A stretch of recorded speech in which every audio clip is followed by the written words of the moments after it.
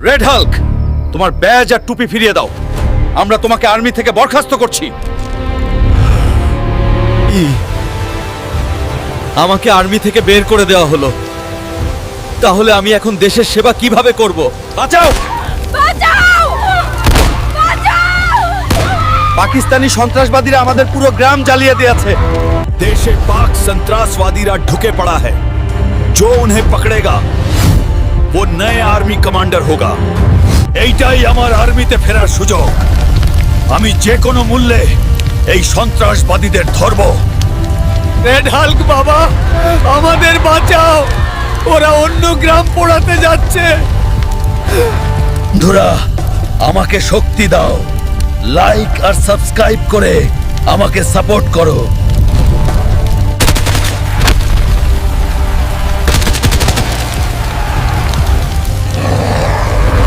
পালাতে চাইছিস? না, আজ আর কোনো সন্ত্রাসবাদী পালাতে পারবে না।